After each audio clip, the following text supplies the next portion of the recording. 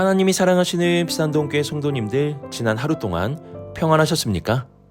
오늘 우리에게 주시는 하나님의 말씀은 창세기 30장 34절에서 43절까지입니다. 하나님의 말씀을 함께 읽겠습니다. 라반이 이르되 내가 네 말대로 하리라 하고 그날에 그가 숫 염소 중 얼룩무늬 있는 것과 점 있는 것을 가리고 암 염소 중 흰 바탕에 아롱진 것과 점 있는 것을 가리고 양 중에 검은 것들을 가려 자기 아들들의 손에 맡기고 자기와 야곱의 사이를 사흘 길이 뜨게 하였고 야곱은 라반의 남은 양떼를 치니라. 야곱이 버드나무와 살그나무와 신풍나무의 푸른 가지를 가져다가 그것들의 껍질을 벗겨 흰 무늬를 내고 그 껍질 벗긴 가지를 양떼가 와서 먹는 개천의 물 구유에 세워 양떼를 향하게 하매 그 떼가 물을 먹으러 올 때에 새끼를 베니 가지 앞에서 새끼를 뱀으로 얼룩얼룩한 것과 점이 있고 아롱진 것을 낳은지라.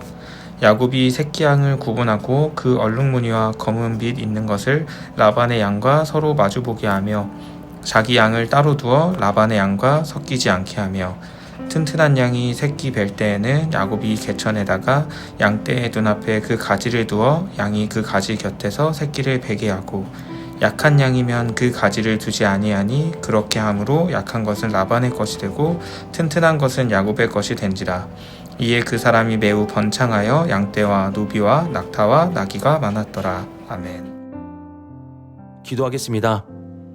사랑이 많으신 하나님 아버지, 주님의 말씀을 듣고 이 세상의 수많은 유혹에서 피할 길을 우리에게 알려주옵소서. 유혹에 빠져 넘어지는 삶이 아니라 주의 말씀의 길로 따라가 유혹을 벗어난 삶을 살게 하여 주옵소서. 오늘도 시험에 들게 하지 마시고 우리를 주님의 의의 길로, 기쁨의 길로 인도하여 주옵소서. 이 모든 말씀 우리 주 예수 그리스도의 이름으로 기도드립니다. 아멘.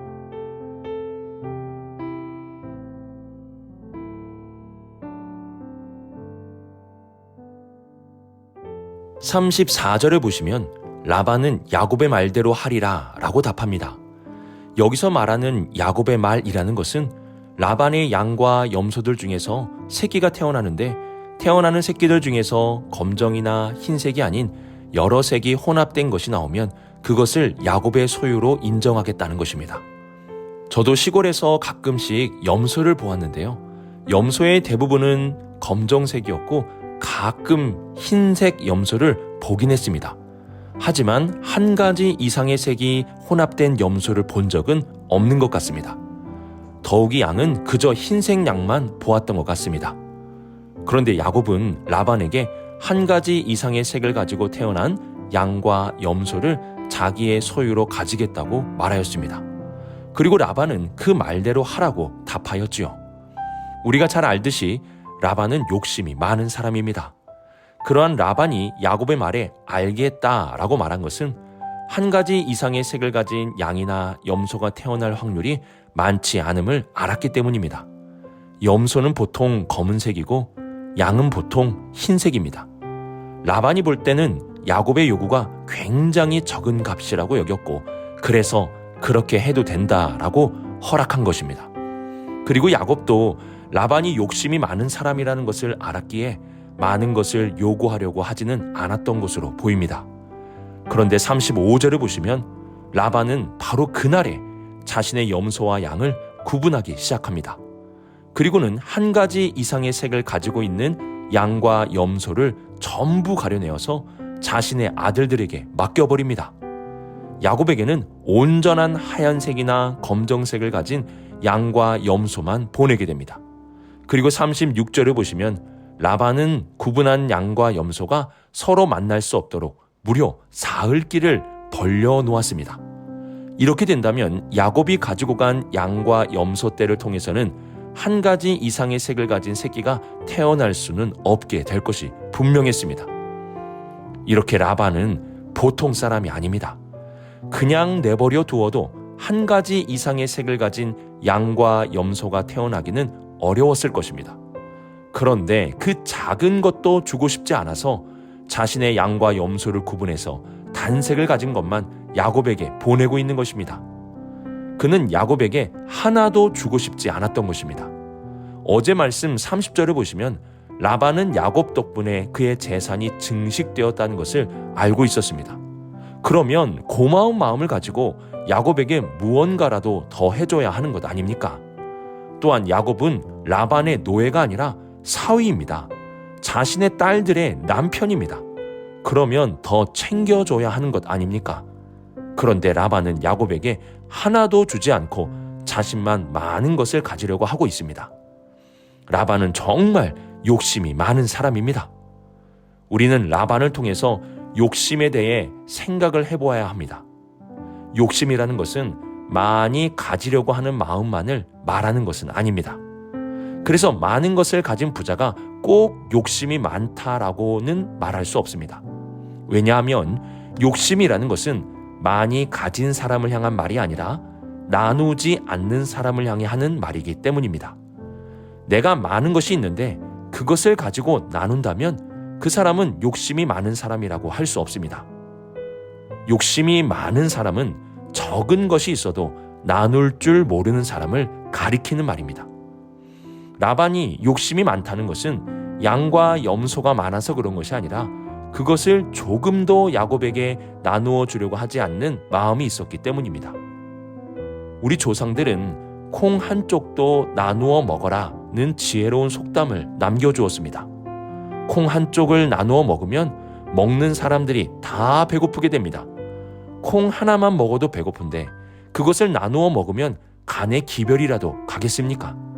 그런데 우리는 여기에서 중요한 원리를 배울 수 있습니다.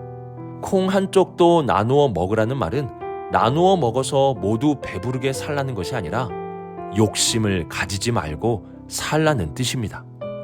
작은 것 하나를 가지고도 욕심을 가질 수 있으니 나누어 먹음으로 욕심을 가지지 말고 살라는 뜻입니다.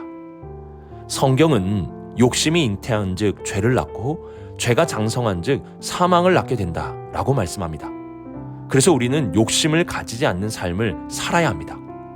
그러면 어떻게 욕심을 가지지 않고 살 수 있을까요? 그것은 많이 가지지 않는 것이 아니라 내게 있는 것을 나누며 살아가는 것입니다. 나누며 사는 삶이 바로 욕심을 버리는 삶이 되는 것입니다. 우리가 욕심을 버리고 나누며 살아간다면 자신의 생명까지 나누어 주신 우리 주께서 하늘의 상급으로 우리에게 갚아주실 것입니다.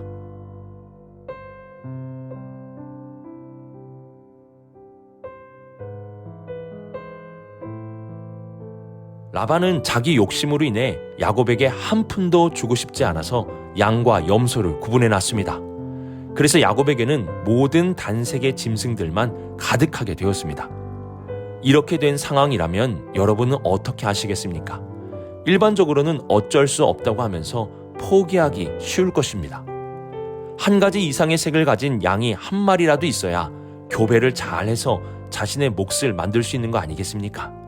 그런데 라반은 그러한 양과 염소를 다 구분해버렸습니다. 그러면 이제 어떻게 해야 합니까? 그런데 야곱은 이러한 상황 속에서 포기하지 않습니다. 뭐라도 하려고 합니다.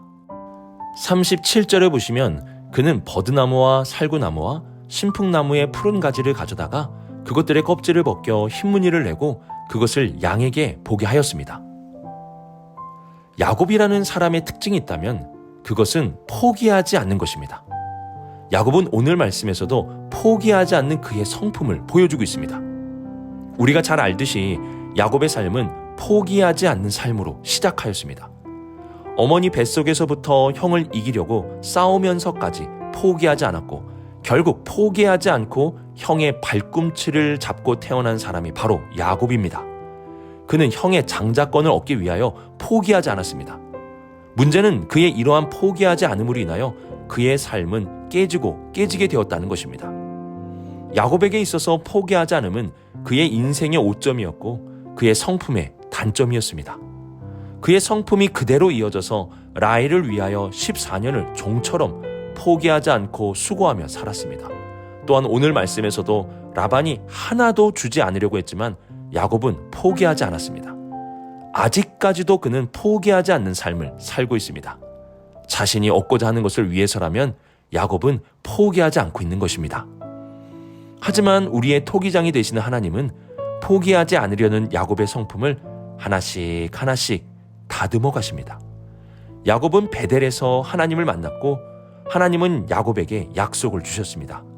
그리고 야곱은 그 약속을 포기하지 않고 붙드는 삶을 살기 시작하였습니다. 또한 그는 야복 강가에서 하나님과 씨름을 하며 자신에게 복을 달라고 포기하지 않고 매달렸습니다. 하나님은 야곱의 포기하지 않는 성품을 가지고 약속을 포기하지 않게 하셨고 하나님이 주시는 복을 포기하지 않는 그러한 사람으로 다듬어 가셨습니다. 하나님은 야곱의 못난 고집을 그대로 두시지 않으셨습니다. 그의 성품을 만지시고 다듬으셔서 하나님이 주시는 약속과 복을 포기하지 않는 사람이 되도록 바꾸어 가셨습니다. 내 성품에도 단점이 있고 오점이 있을 수 있습니다. 하지만 하나님은 최고의 토기장이이십니다. 그분은 우리의 모난 부분까지도 다듬으셔서 최고의 도구로 사용할 수 있게 바꾸어 주십니다. 그러므로 그분께 우리의 모든 것을 올려드립시다. 나의 모난 부분까지도 올려드립시다. 그러면 하나님께서 우리를 다듬으셔서 하나님이 사용하시는 최고의 도구로 바꾸어 주실 것입니다.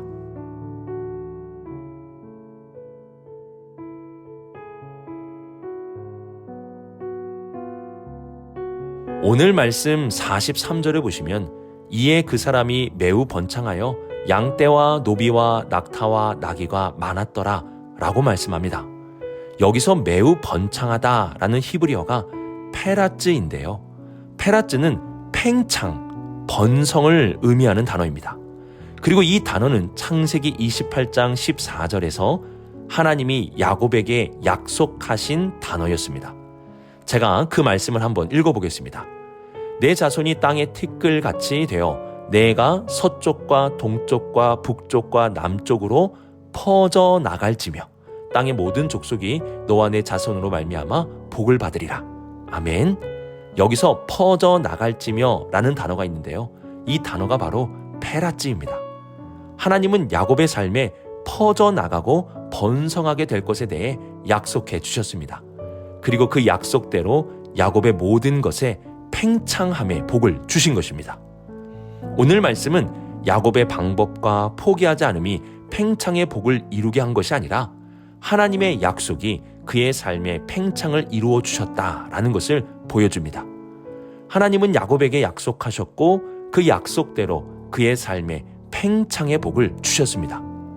우리는 오늘 말씀에서도 라반과 야곱이라는 사람이 자신의 목적만을 위해 살아가지만 그 가운데에서도 하나님의 약속이 신실하게 이루어지고 있음을 보게 됩니다. 내 눈에는 사람들의 욕심만 보일지라도 하나님은 그 가운데 신실하게 역사하고 계신 것입니다.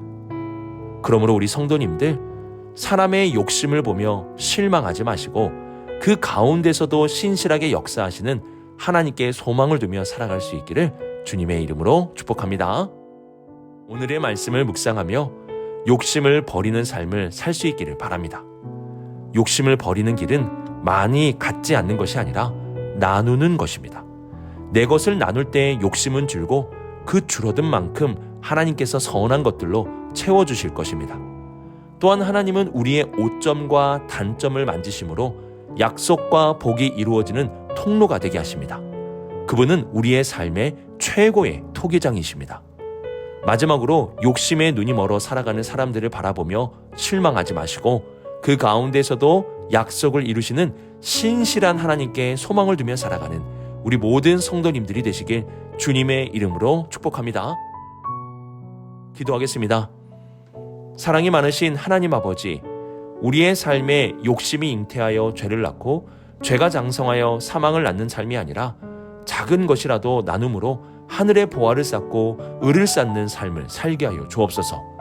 하나님, 나의 삶의 오점과 단점을 만져주셔서 하나님의 약속의 소중한 통로가 되게 하여 주시고 오늘 하루도 사람을 보며 실망하지 않게 하시며 그 가운데에서도 역사하시는 하나님의 신실하심을 바라보며 소망 가운데 살게 하여 주옵소서. 이 모든 말씀 하나님의 아들 우리 주 예수 그리스도의 이름으로 기도드립니다. 아멘.